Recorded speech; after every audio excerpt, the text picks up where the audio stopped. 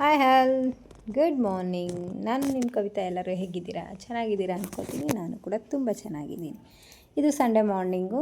ನಾವು ವಾಕಿಂಗ್ ಹೋಗೋಣ ಅಂತ ಹೋಗ್ತಿದ್ವಿ. ತುಂಬ ದಿನ ಆಗಿತ್ತು ನಾವು ಹೋಗಿ. ಒಂದು ಪಾರ್ಕ್ ಇದೆ ಅಲ್ಲಿ ತುಂಬ ಚೆನ್ನಾಗಿದೆ ಅಂತ ಹೇಳಿದರು. ನಾನು ನೋಡಿಲ್ಲ, ಬಟ್ ನನ್ನ ಮಕ್ಕಳಿಬ್ಬರು ನೋಡಿದ್ದಾರೆ. ಆದರೂ ಒಂದು ಸರಿ ಹೋಗೋಣ ಅಂತೇಳಿ ನನ್ನ ಫ್ರೆಂಡ್ ಮನೆ ಅಲ್ಲೇ ಇರೋದು, ಅಲ್ಲಿ ಹೋಗ್ಬಿಟ್ಟು ಹೋಗೋಣ ಅಂತ ಹೋದ್ವಿ. ಅಲ್ಲಿ ಹೋದರೆ ನಮ್ಮ ಫ್ರೆಂಡ್ ಮನೇಲಿ ಒಂದು ಬೆಕ್ಕಿದೆ, ತುಂಬ ಚೆನ್ನಾಗಿದೆ, ಬ್ಲ್ಯಾಕ್ ಬೆಕ್ಕು. ನನ್ನ ಮಗಳು ಅದ್ರ ಜೊತೆಲಿ ಸ್ವಲ್ಪ ಹೊತ್ತು ಟೈಮ್ ಸ್ಪೆಂಡ್ ಮಾಡಿದ್ಲು, ಆಟ ಆಡಿದ್ಲು. ಅದಾದಮೇಲೆ ನಿಜವಾಗ್ಲೂ ವೆದರ್ ಎಷ್ಟು ಚೆನ್ನಾಗಿತ್ತು ಅಂದರೆ, ನಾವು ಹೋಗಿದ್ದು ಲೇಟ್ ಆಯಿತು. ಆ್ಯಕ್ಚುಲಿ ಬೆಳಗ್ಗೆ ಬೇಗ ಹೋಗೋಣ ಅಂತ ಪ್ಲ್ಯಾನ್ ಇತ್ತು, ಆದರೆ ಲೇಟ್ ಆಗೇ ಹೋಯಿತು. ನಾವು ಹೋಗೋಷ್ಟರಲ್ಲಿ 8 ಕಾಲ ಆಗಿತ್ತು.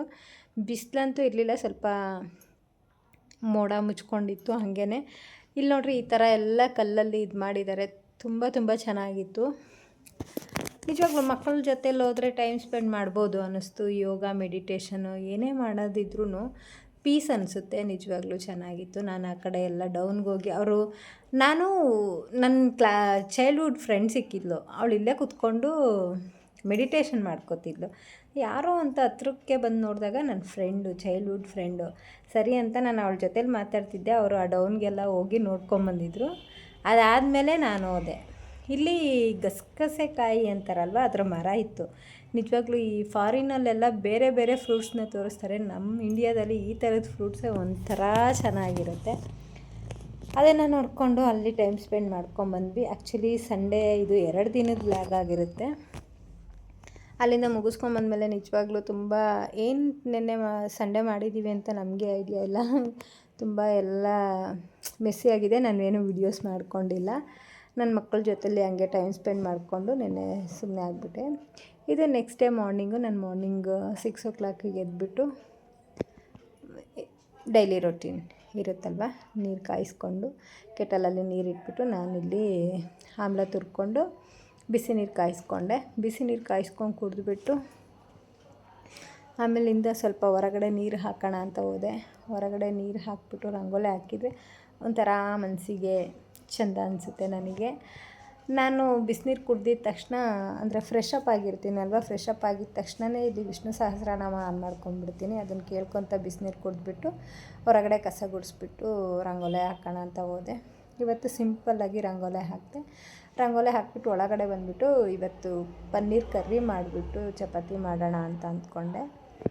ಹಾಗಾಗಿ ಪನ್ನೀರನ್ನ ಸ್ವಲ್ಪ 1-2 ಡ್ರಾಪ್ಸ್ ಅಷ್ಟು ಆಯಿಲ್ ಹಾಕ್ಕೊಂಡು ಪನ್ನೀರನ್ನ ನೀಟಾಗಿ ಫ್ರೈ ಮಾಡ್ಕೊತೀನಿ. ಸ್ವಲ್ಪ ಲೈಟಾಗಿ ಫ್ರೈ ಮಾಡಿಕೊಂಡ್ರೆ ಅದು ಹಸಿ ಸ್ಮೆಲ್ ಇರೋಲ್ಲ ಅಂತೇಳ್ಬಿಟ್ಟು ಸ್ವಲ್ಪ ಫ್ರೈ ಮಾಡ್ಕೊತೀನಿ. ಇವತ್ತು ಸ್ವಲ್ಪ ಟೊಮೊಟೊ ಜಾಸ್ತಿ ಹಾಕ್ಬಿಟ್ಟು ಪನ್ನೀರ್ ಕರ್ರಿ ಮಾಡಿದ್ದೀನಿ. ಪಾಲಕ್ ಹಾಕ್ಬಿಟ್ಟು ಮಾಡ್ತಾರೆ. ನಾನು ಇವತ್ತು ಸ್ವಲ್ಪ ಪಾಲಕ್ ಇರಲಿಲ್ಲ, ಹಂಗಾಗಿ ನಾರ್ಮಲಾಗೆ ಮಾಡಿಬಿಟ್ಟು ಈ ಥರ ಚಪಾತಿ ಮಾಡಿಕೊಂಡೆ. ಚಪಾತಿ ಪನ್ನೀರ್ ಕರ್ರಿ. ಚಪಾತಿ ಹಿಟ್ಟು ಅಂತೂ ನಿಜವಾಗ್ಲೂ ಸಾಫ್ಟ್ ಇತ್ತು ಮತ್ತು ನೀಟಾಗಿ ಬರುತ್ತೆ. ನನಗೇನು ತೊಂದರೆ ಇಲ್ಲ, ಅದು ಉಬ್ಕೊಂಡೇ ಬರುತ್ತೆ, ಚೆನ್ನಾಗಿರುತ್ತೆ. ಟಿಫನ್ ಎಲ್ಲ ಆಯಿತು. ನನ್ನ ಮಗಳು ಕಾಲೇಜ್ಗೆ ಹೋದ್ಲು, ನನ್ನ ಮಗ ಸ್ಕೂಲಿಗೆ ಹೋದ. ಇದು ನೆಕ್ಸ್ಟು ನನ್ನ ಮನೆ ಗತಿ. ಸೊ ಇದನ್ನೇ ಇವಾಗ ಕ್ಲೀನ್ ಮಾಡೋಷ್ಟರಲ್ಲಿ ಸಾಕಾಗ್ಬಿಡುತ್ತೆ. ಅದಾದಮೇಲೆ ನಾಳೆ ದೋಸೆಗೆ ಅಂತೇಳ್ಬಿಟ್ಟು ನಾನಿಲ್ಲಿ ಅಕ್ಕಿ ಮತ್ತು ಉದ್ದಿನಬೇಳೆ, ಸ್ವಲ್ಪ ಹೆಸರುಬೇಳೆ ಎಲ್ಲ ನೆನೆಸಿ ಇಲ್ಲಿ ದೋಸೆಗೆ ಇಟ್ಟಿದ್ದೀನಿ. ಈ ಕಡೆ ನಾನು ಪೆಸರಟ್ಟಿಗೆ ಸಪ್ರೇಟಾಗಿ ನೆನೆಸ್ತಿದ್ದೀನಿ. Actually 2 separate ನೆನೆಸಿದ್ದೀನಿ. ಇದು ದೋಸೆಗೆ ಪಡ್ಡುಗೆ ಆಗುತ್ತೆ ಅಂತ, ಅದು ಪೆಸರಟ್ಟು ಮಾಡೋಣ ಅಂತೇಳ್ಬಿಟ್ಟು ಹೆಸರು ಕಾಳು ಮತ್ತು ಅಕ್ಕಿನ ನೆನೆಸಿಟ್ಟಿದ್ದೀನಿ. ಈ ಕಡೆ ದೋಸೆಗೆ ನೆನೆಸಿಟ್ಟಿದ್ದೀನಿ. ಅದೆರಡು ಸಂಜೆಗೆ ಮಿಕ್ಸಿ ಮಾಡ್ಕೊಳ್ಳೋಣ ಅಂತೇಳ್ಬಿಟ್ಟು ಮಾಡಿದ್ದೀನಿ. ಸೊ ಹೆಣ್ಮಕ್ಳಿಗೆ ಬೆಳಗ್ಗೆ ಇದ್ದರೆ ಒಂದೇ ರೊಟೀನು, ಏನು ಟಿಫನ್ ಮಾಡಬೇಕು, ಏನು ಅಡುಗೆ ಮಾಡಬೇಕು ಅಂತ. ಅದಾದಮೇಲೆ ನನ್ನ ಕಿಚನ್ ಅಂತೂ ಈ ಮಟ್ಟಕ್ಕೆ ತಂದು ರೂಮು ಗೀಮು ಎಲ್ಲ ಕ್ಲೀನ್ ಮಾಡಿ ಸ್ವಲ್ಪ ಇವತ್ತು ರೆಸ್ಟ್ ತೊಗೋತಿದ್ದೀನಿ. ಇದು ರೆಸ್ಟ್ ಅಂದರೆ ಬಟ್ಟೆ ಎಲ್ಲ ಮಡಚಿಡಬೇಕು. ಇದು ಇವತ್ತಿನ ವ್ಲಾಗು. Thank you.